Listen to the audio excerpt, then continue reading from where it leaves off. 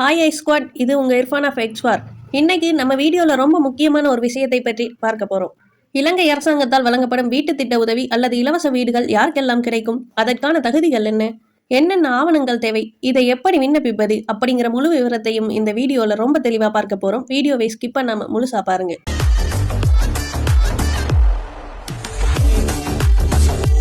முதல்ல இந்த வீட்டு திட்டங்களுக்கு விண்ணப்பிப்பதற்கான அடிப்படை தகுதிகள் என்னென்னு பார்ப்போம்.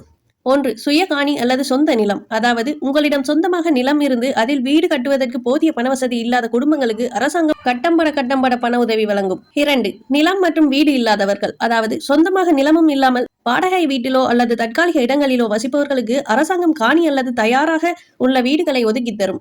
3. குறைந்த வருமானம் உடையவர்கள். அதாவது குடும்பத்தின் மாத வருமானம் அரசாங்கத்தால் நிர்ணயிக்கப்பட்ட குறைந்த வருமான வரம்பிற்குள் இருக்க வேண்டும்.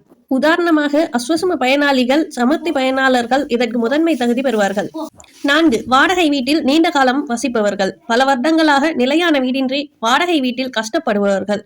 5. இயற்கை பேரழிவால் பாதிக்கப்பட்டவர்கள். அதாவது மண் சரிவு, வெள்ளப்பெருக்கு போன்ற அபாயகரமான பகுதிகளில் வசித்து அங்கிருந்து வெளியேற்றப்பட வேண்டிய குடும்பங்கள். 6. முதியோர் மற்றும் மாற்றுத்திறனாளிகள் மற்றும் விதவைகள் உள்ள குடும்பங்கள். அதாவது குடும்பத்தை வழிநடத்த கணவர் இல்லாத பெண்கள் மற்றும் மாற்றுத்திறனாளிகள் உள்ள குடும்பங்களுக்கு இதில் முன்னுரிமை வழங்கப்படும். அடுத்தது, இந்த திட்டத்திற்கு விண்ணப்பிக்க என்னென்ன ஆவணங்கள் உங்ககிட்ட இருக்கணும்னா: 1. குடும்ப தலைவர் மற்றும் உறுப்பினர்களின் தேசிய அடையாள அட்டை நகல். 2. குடும்ப அட்டை மற்றும் பிறப்பு சான்றிதழ்கள். 3. சொந்த நிலம் இருந்தால் அதனுடைய உரிமை பத்திரம் அல்லது நில உரிமை சான்றிதழ் இருக்க வேண்டும்.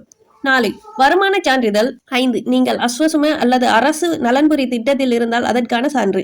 சரி, இதை எங்கே போய் விண்ணப்பிப்பது? 1. கிராம உத்தியோகத்தர். அதாவது முதலாவதாக உங்கள் பகுதி கிராம உத்தியோகத்தரை சந்தித்து அரசாங்கத்தின் புதிய வீட்டு திட்டங்கள் ஏதேனும் வந்துள்ளதா என்று கேட்டு அதற்கான விண்ணப்ப படிவத்தை பெற வேண்டும்.